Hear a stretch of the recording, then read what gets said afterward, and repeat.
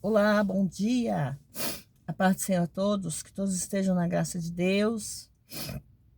Venho novamente aqui pedir orações para vocês, irmãos e irmãs, que vocês possam orar pela minha saúde.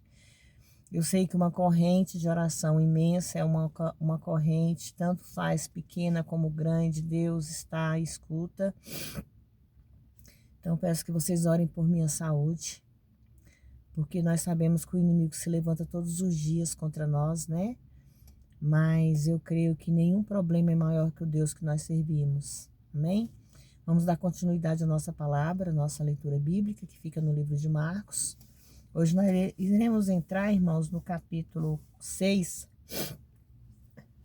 Perdão. Capítulo 6 fala a incredulidade em Nazaré.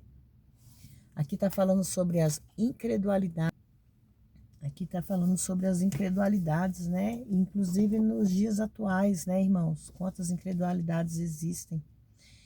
E partindo dali, chegou à sua terra e seus discípulos o seguiram. E chegando o dia de sábado, ele começou a ensinar a sinagoga e muitos ouviu, se admiravam, dizendo: de onde vem a este homem essas coisas? E que sabedoria que lhe foi dada? E como se fazem tais maravilhas por suas mãos? Eles, irmãos, aqui falam sobre a dúvida da sabedoria. A sabedoria eles não punham em dúvida a sabedoria e as obras, mas sim seu direito de fazer tais coisas. Segundo eles, ele era digno. 3. Não é este o carpinteiro, filho de Maria, irmão de Tiago, de José, e de Judas e de Simão? Não estão também aqui conosco suas irmãs? Escandalizaram-se nele. Mas Jesus lhes dizia: não há profeta sem honra, senão em sua própria terra, entre seus parentes e sua própria casa. Irmãos, aqui nesse versículo, mas Jesus lhes disse: não há profeta sem honra. Demonstra, diferencia e reverência, senão em sua própria casa, entre seus parentes e sua própria casa. Não creio que Maria participasse dessa incredulidade, mas isso definitivamente incluía os outros membros da família, com José já provavelmente tendo falecido. 5. E ele não podia fazer nenhum outro milagre ali. Somente curou alguns poucos enfermos, impôs-lhes as mãos e estava admirado da incredulidade deles. E percorria as aldeias vizinhas ensinando. Os 12 enviados. E ele chamou a si os 12.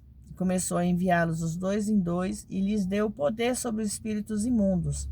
E ordenou-lhes que não levassem nada para o caminho, a não ser um bastão, nem alforje, nem pão, nem dinheiro na bolsa. Significa que ele não devia se prover dessas coisas antes de partir, mas em vez disso deveriam confiar no Senhor. Mas que calçassem sandálias e não vestisse duas túnicas. E dizia-lhes: em qualquer casa que entrastes, ficai nela até partistes dali.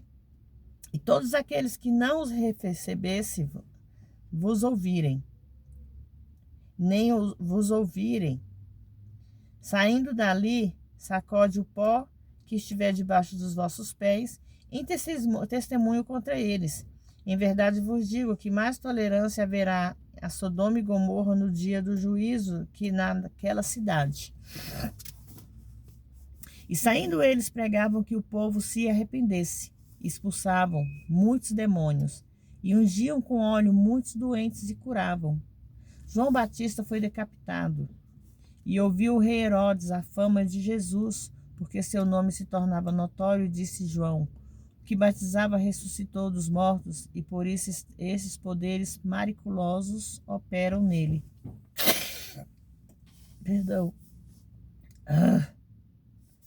Outros diziam, e ainda outros diziam, é um profeta ou como um dos profetas. E Herodes, no entanto, ouvindo isso, disse, este é João, o que eu mandei degolar, ressuscitou dos mortos. Porque o mesmo Herodes tinha mandado prender o João e mantê-lo amarrado no cárcere. Por causa de Heródias, mulher de Felipe, seu irmão, pois ele a tinha tomado por mulher. Porque João dizia a Herodes, não te é lícito possuir a irmã do seu irmão. E Herodes o espiava e queria matá-lo, para que não podia, porque Herodes temia João, sabendo que era varão justo e santo, e guardava-o com segurança. E fazia muitas coisas atendendo-o, e de boa vontade o ouvia. E chegando uma ocasião favorável, em que Herodes, no dia de seu aniversário, dava um jantar aos príncipes e tribunos e aos principais da Galiléia, entrou a filha de Heródias, que dançava, agradou Herodes e aos que estavam à mesa com ele. O rei então disse à jovem, pede-me o que quiseres que eu te darei. E jurou ela, dizendo, tudo o que pediste te darei até a metade do meu reino. E saindo ela perguntou à sua mãe, o que pedirei? E ela disse, a cabeça de João Batista. Então ela, entrando rapidamente, pediu ao rei, dizendo, quero que, agora mesmo, me deis num prato a cabeça de João Batista. E o rei entristeceu-se muito, mas por causa do juramento e dos que estavam com ele à mesa, não lhe quis negar. E enviando logo o rei ao executor, mandou ali trouxesse a cabeça de João, e ele foi e os degolou no cárcere, e trouxe a cabeça no prato, e entregou a jovem, e esta a sua mãe.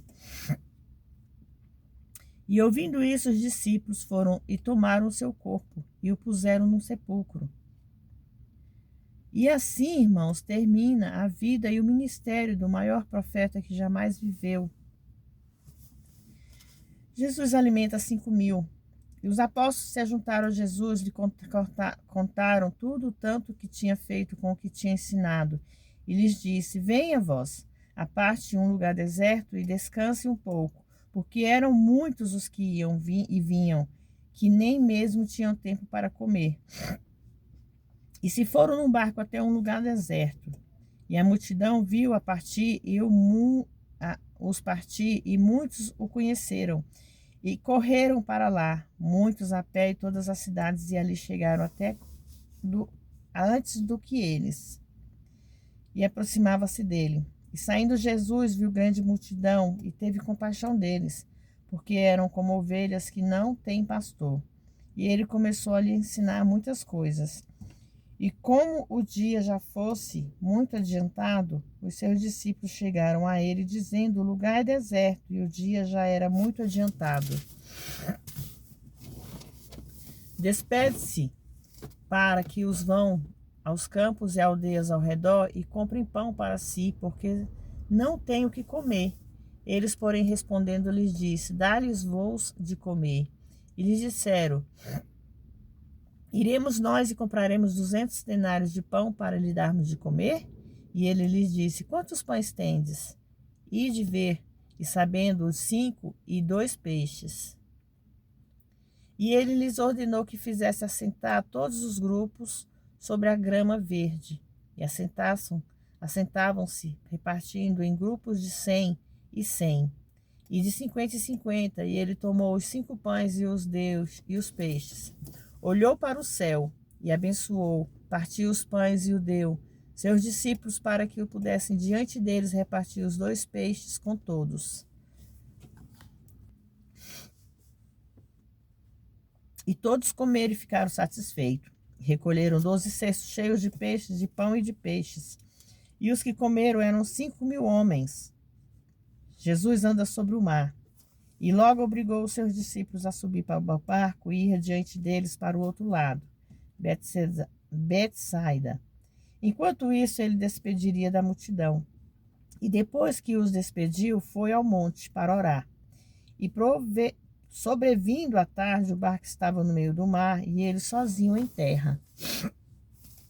E eles os viu fadigados, remando, porque o vento lhes era ao contrário. E perto da quarta vigília da noite, ele foi a eles andando sobre o mar e queria passar-lhes adiante. E vendo eles e que andavam sobre o mar, pensaram que era um fantasma, que deram grandes gritos, porque todos os viam e perturbavam-se. Mas logo falou com eles e lhes disse: Tende bom ânimo, sou eu, não temas. E subiu para essas com eles no barco e acalmou o vento. Entre si ficaram muitos assustados e maravilhados, pois não tinham compreendido o milagre dos pães, porquanto seu coração estava endurecido. Jesus cura muitos doentes. E depois de cruzar o lago, dirigiram-se à terra de Genezaré e atracaram ali. E saindo eles do barco, logo o reconheceram. E correndo toda a terra em redor, começaram a trazer de todas as partes enfermos em leitos, aonde quer que sabiam que ele estava. E onde quer que entravam, em cidade, ou aldeias, ou campo, apresentavam os enfermos nas ruas e lhe rogavam que os deixasse tocar, pelo menos na orla das suas vestes, e todos os que tocavam saravam. Amém? Irmãs, ultimamente essas leituras bíblicas para mim, perdão, irmãos, acho que eu tô meio alergia. Tá sendo muito gratificante. Essa leitura está me trazendo paz, conforto no coração. Porque, se vocês observarem do versículo 5 em diante, fala muito de cura e libertação. E aqui também, novamente, fala sobre as curas milagrosas que Jesus fazia. E eu creio, irmãos, que através dessa leitura, a cura será dada a cada um de nós. Será dada a mim, será dada a você aí do outro lado que está ouvindo essa leitura bíblica. Nós temos que confiar que a cura divina, ela chega no momento certo, na hora certa. Nós temos também que entender que muitas vezes Deus nos trata. Deus, ele nos trata da forma dele. Muitas vezes nós precisamos ser tratados por Deus, independente do que aconteça em nossas vidas. O tratamento de Deus vem para nos purificar, para nos limpar, para nos aproximar mais e mais da presença dele. Porque às vezes nós se vemos distante de Deus por causa de um trabalho, por causa de família, por causa de festas, por causa de problemas. A gente esquece que ao invés de nós se aproximarmos dele, a gente se afasta. Então é aí no momento que Deus percebe que ele precisa vir para nos dar um sacudido, para nós entendermos que nós temos que estar na presença dele, nós temos que estar perto dele, nós temos que estar próximo dele. Nós não temos que se distanciar de Jesus porque nós estamos doentes, nós não temos que se distanciar de Jesus porque nós passamos por algum problema. Independente do que você passar, você tem que agradecer todos os dias. Independente dos problemas.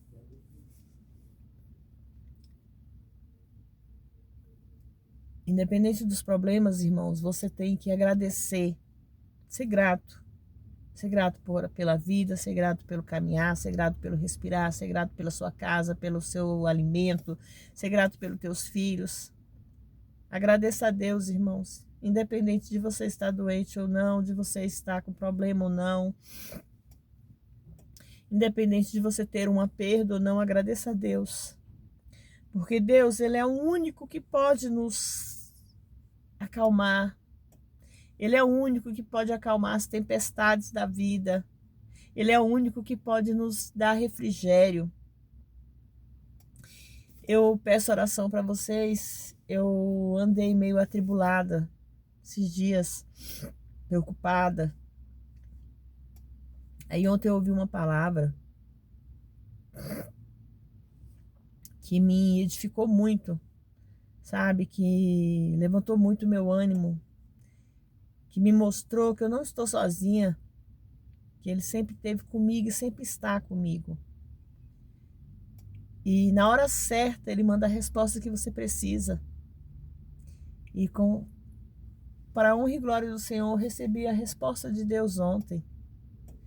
Ele falou comigo, Ele me abençoou, Ele me trouxe cura. E é assim que a gente tem que acreditar. Hoje eu acordei mais animada, hoje eu acordei disposta. Hoje eu falei com Deus como eu falo todos os dias. E estou aqui, irmãos, falando para vocês. Somente creia nesse Deus, porque Ele é o Deus do impossível. Que todo o impossível se torna possível nas mãos dEle. Creia, acredite, ore. Peça a Deus discernimento, peça a Deus sabedoria. Que Deus possa levar refrigério. Que Deus possa levar acalento. Deus possa levar cura na vida de vocês. Amém? Fiquem todos na paz do Senhor. Que Deus abençoe a vida de cada um de vocês. Vamos orar ao Pai Nosso? Para que Deus possa abençoar nosso dia. E todos os dias, irmãos, que nós possamos todos os dias ter Deus no coração. Amém? Pai nosso que estais no céu, santificado seja o teu nome. Venha a nós o vosso reino. Seja feita a tua vontade, assim na terra como nos céus. O pão nosso de cada dia nos dai hoje. Perdoai as nossas dívidas, assim como nós perdoamos aos nossos devedores. Não nos deixes cair em tentação, mas livrai-nos do mal. Porque teu é o reino, o poder, a honra e a glória, hoje, amanhã e para todo sempre. Amém. Que Deus abençoe a vida de cada um de vocês, irmãos e irmãs, que aqui se encontrem e os que ainda vão entrar. E continue orando. Vamos fazer nossa corrente de oração crescer. Porque através das orações Deus nos escuta, Deus nos prospera, Deus nos cura. Amém? Fique todos na paz do Senhor.